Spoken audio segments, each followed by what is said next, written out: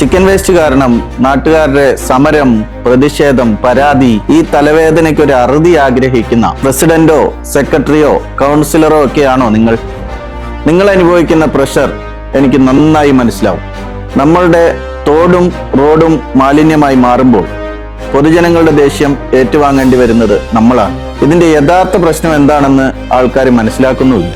ഞാൻ കമലേഷ് കണ്ണാരത്ത്, കഴിഞ്ഞ 10 വർഷമായി ഈ രംഗത്ത് പ്രവർത്തിക്കുന്ന, ചിക്കൻ റെൻഡറിംഗ് പ്ലാന്റ് നടത്തി പരിചയമുള്ള എനിക്ക് ഒരു കാര്യം ഉറപ്പിച്ചു പറയാൻ പറ്റും. പ്രശ്നം മാലിന്യമല്ല, സംസ്കരണത്തിലെ അപാകതയാണ്. ആഴ്ചയിൽ 7 ദിവസമുണ്ടെങ്കിൽ എല്ലാ ദിവസവും ഒരേ അളവിലല്ല കോഴിക്കച്ചവടം നടക്കുന്നത്. ഞായറാഴ്ച വരുന്ന അത്ര വേസ്റ്റ് തിങ്കളാഴ്ച ഉണ്ടാകുന്നില്ല. ഈ പ്രശ്നം കൈകാര്യം ചെയ്യാൻ ശേഷിയുള്ള പ്ലാന്റുകൾ നമ്മുടെ നാട്ടിൽ ഇല്ലാത്തതാണ് ഏറ്റവും വലിയ പരാജയം.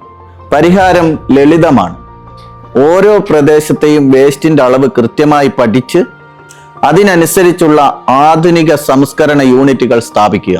ഇതിനെക്കുറിച്ച് നിലനിൽക്കുന്ന ആശങ്കകൾ ഒഴിവാക്കാൻ പ്രദേശത്തെ നാട്ടുകാരെയും കച്ചവടക്കാരെയും ബോധവൽക്കരിക്കുക. ഇത് നടപ്പിലാക്കാൻ യുവാക്കളുടെയും വിദ്യാർത്ഥികളുടെയും സോഷ്യൽ മീഡിയ ഇൻഫ്ലുവൻസർമാരുടെയും സേവനം ഉപയോഗപ്പെടുത്തുക.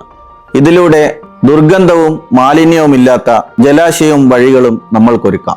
ആരോഗ്യമുള്ള ഒരു സ്വപ്ന നാടിനെ നമുക്ക് ഒരുക്കിയെടുക്കാം.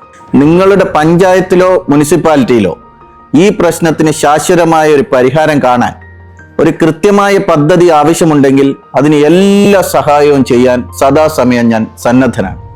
മാലിന്യമുക്തമായ നാടെന്നത് ഒരു സ്വപ്നമല്ല, നമ്മുടെ ലക്ഷ്യമാക്കാം.